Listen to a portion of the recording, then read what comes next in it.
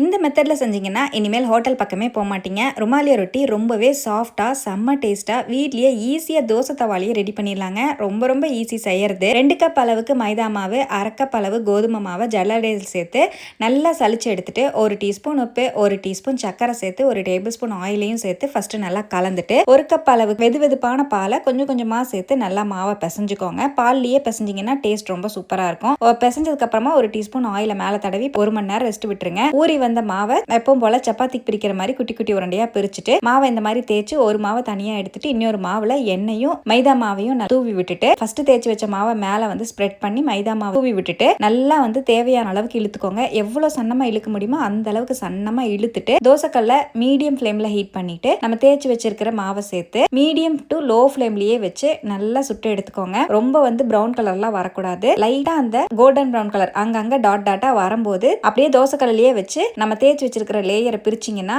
ரொம்பவே ஈஸியாக வருங்க. ரொம்பவே சாஃப்டாக இருக்கும். உங்களுக்கு ரொம்ப சூடாக இருந்துச்சுன்னா நீங்கள் ஸ்டவ்ல இருந்து இறக்கிட்டு கூட நீங்கள் பிரிச்சுக்கலாம். ரொம்பவே ஈஸி தான். இந்த மாதிரி மெத்தடில் ட்ரை பண்ணுங்க. ருமாலியா ரொட்டி செம்ம சாஃப்டாக வருங்க. கண்டிப்பாக ட்ரை பண்ணிட்டு எப்படி வந்ததுன்னு கமெண்ட்ல ஷேர் பண்ணுங்க. நான்வெஜ் கிரேவிஸ், வெஜ் கிரேவிஸ் எல்லாம் வச்சு சாப்பிட்டீங்கன்னா அல்டிமேட்டாக இருக்கும். நம்ம பேஜை மறக்காம ஃபாலோ பண்ணிடுங்க. பை.